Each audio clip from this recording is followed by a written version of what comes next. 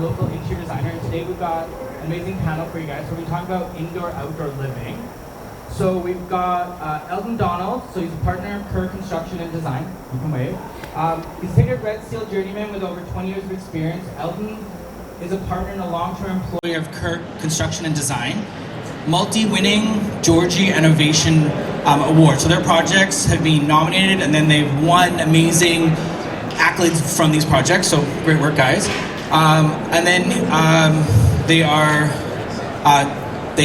Kerr Construction offers custom home building and whole renovation. So like, let's say we're designing an outdoor space. So we're talking about, not just mowing down the grass and building a deck, and we're adding an outdoor living space, and we're adding a kitchen and kind of all these great elements. So what do you guys see as like the first step of the design process to ensure kind of the best possibilities for the outdoor space? Well, for me, I think I could touch on a few things. Number one, really understanding how you want to use the space. Understanding, do you want to entertain? Do you want to cook? Do you want to eat? What kinds of things are going to create how you're going to use this space? And then having a good solid understanding of how you want to use the space kind of transitions into maybe features. What kinds of features or things, like the pizza oven, like the really cool kitchen, like these aspects, what do you want to have, and what's that going to look like, and what does it need?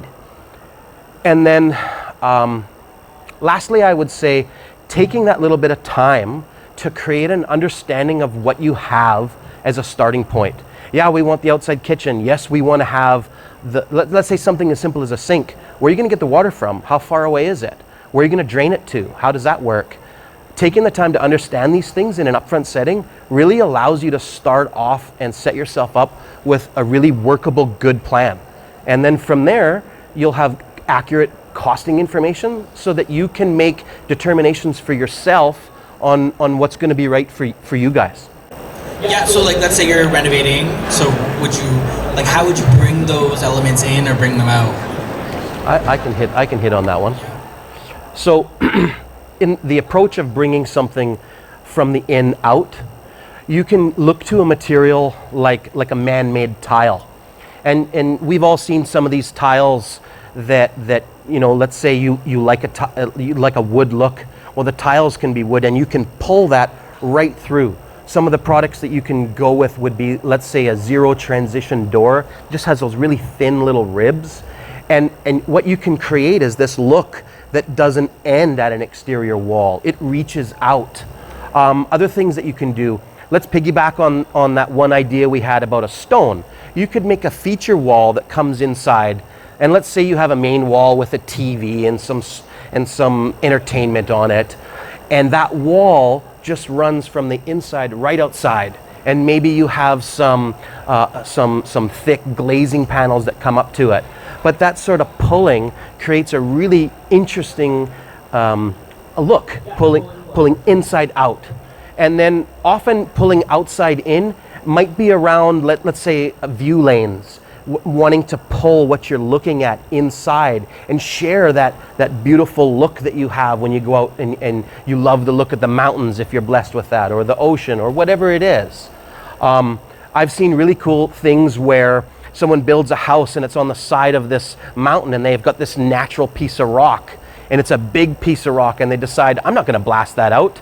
I'm going to build my house around it, and it shares the border of an exterior wall. So you look on the outside and you see the rock, and it just transitions through and into the house. Those kinds of things can really be examples of pulling something out to in or in to out.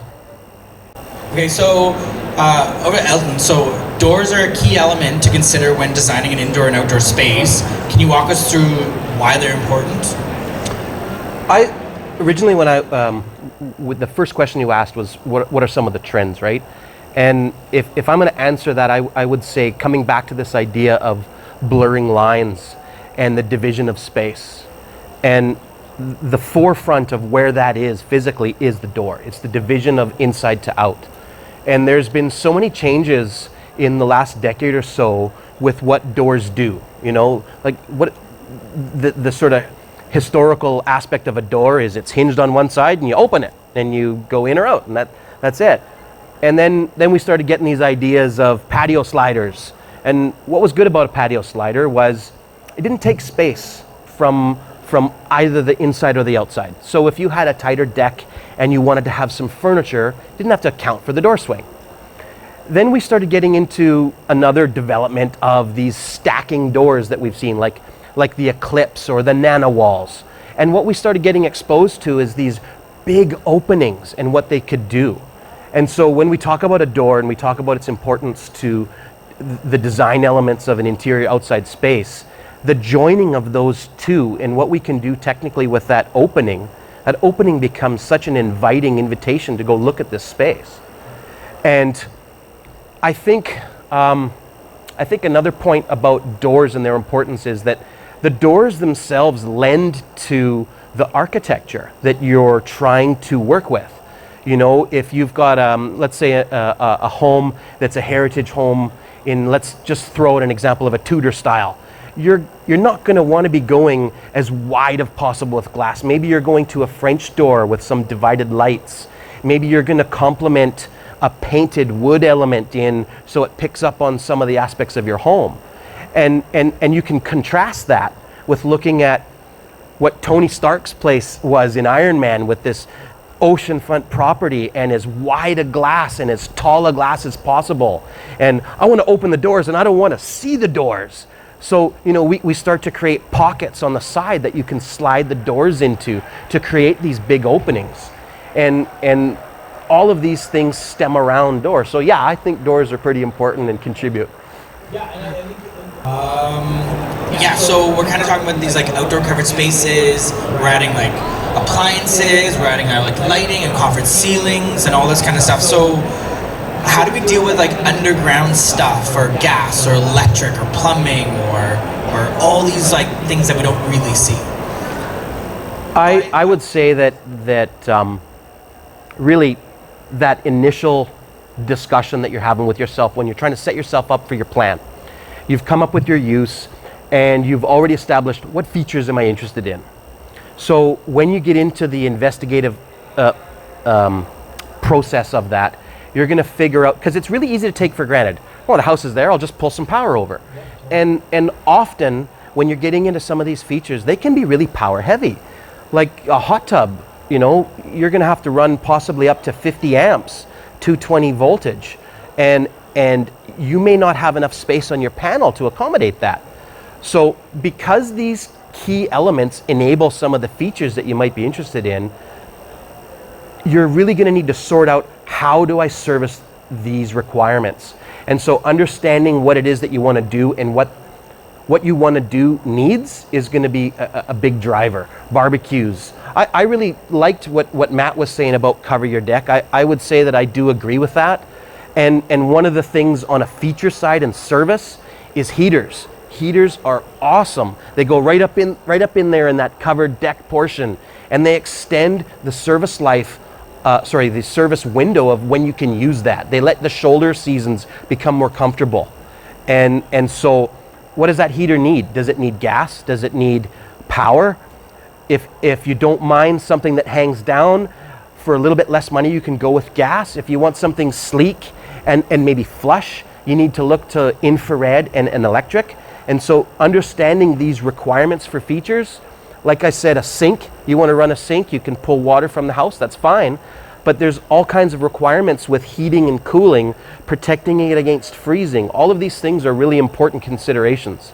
So I would say that a good understanding of what feature you want, and then taking that time to balance what are the logistics around making that happen, so that up front you can get budgetary feedback to make sure that this is something that is a go or no go type question.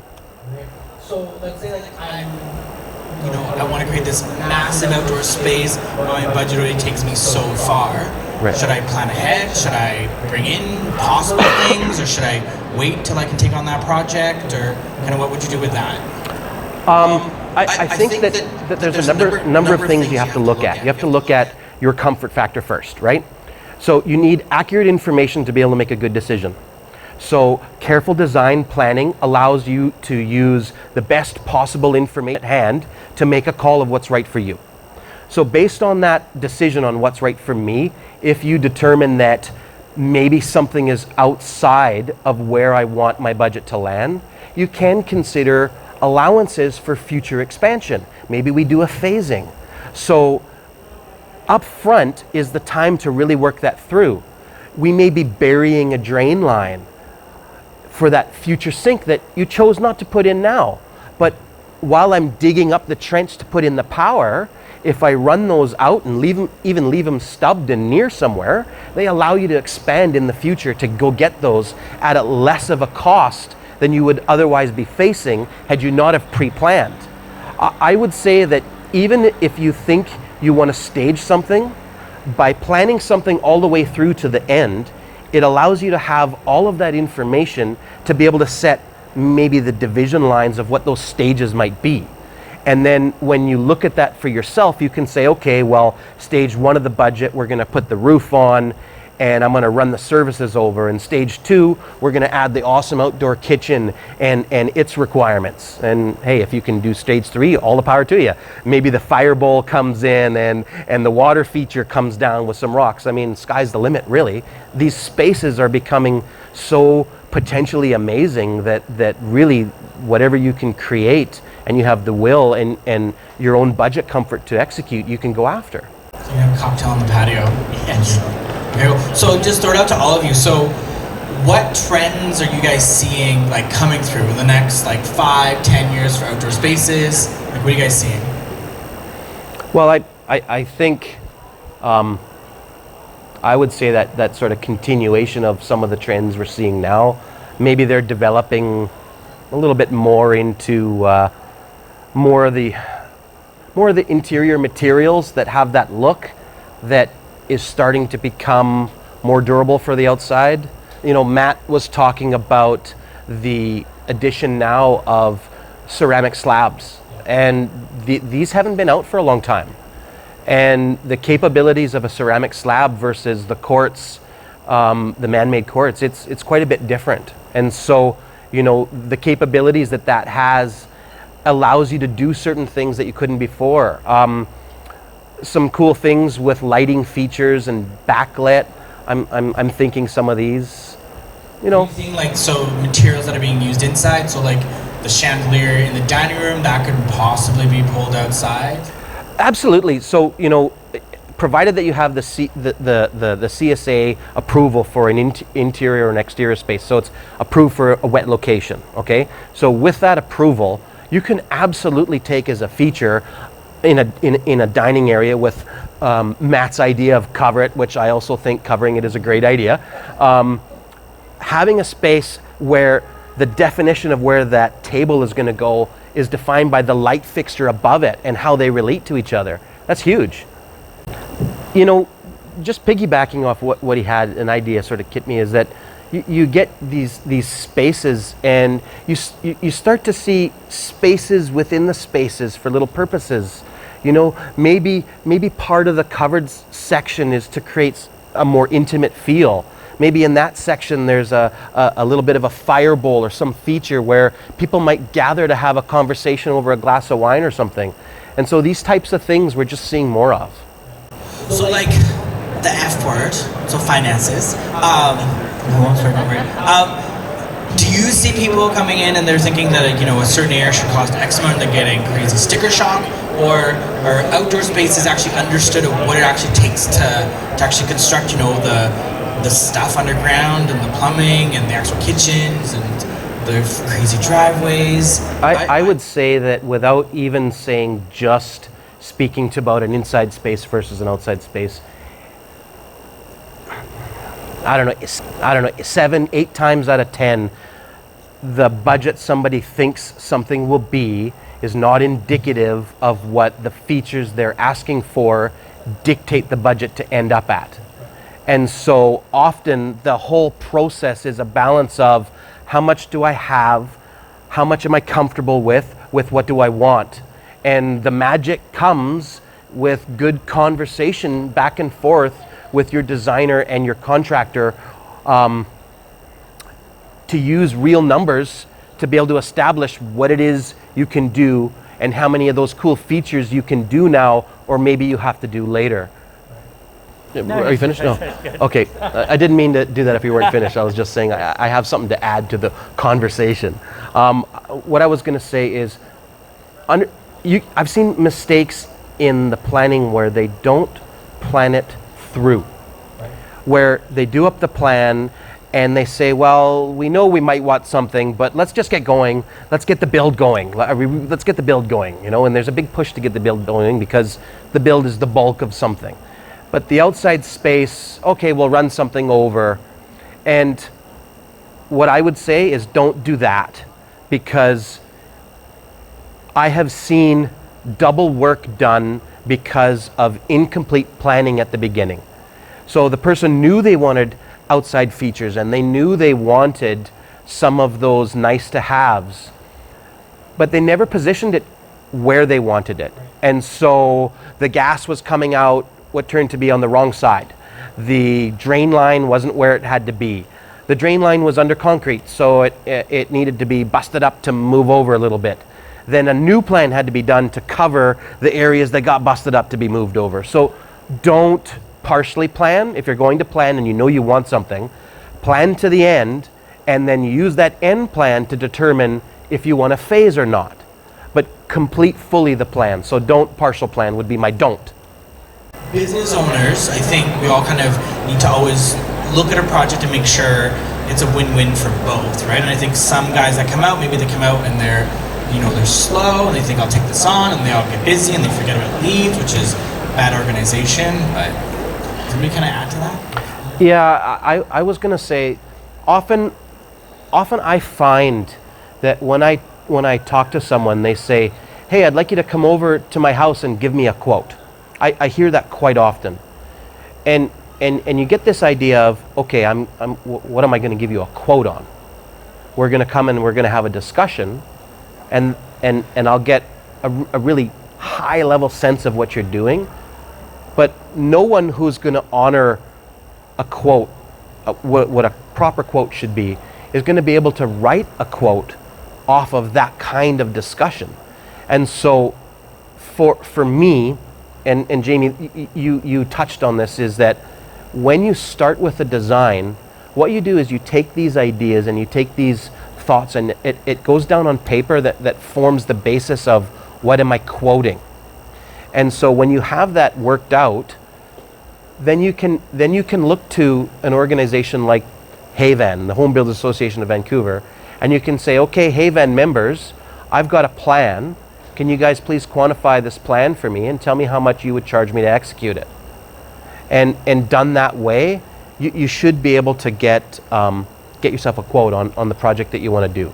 I know that if you called myself and I came to meet you and I honestly felt that your scope of work that you were looking for wasn't a right fit, I would absolutely tell you that up front, and I would do my best to refer you to someone who I thought could help.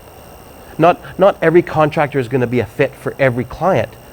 You can't be good at everything. You've got to pick some things that you want to concentrate on. Does that sort of answer some of that? Yeah? Okay. So I want to thank these guys for all their time on, what day is it today? Thursday? It feels like it's like a Wednesday, Tuesday, Sunday. And I want to thank you guys for all your time this afternoon, and these guys will be around for a couple questions. Awesome. Thanks, guys.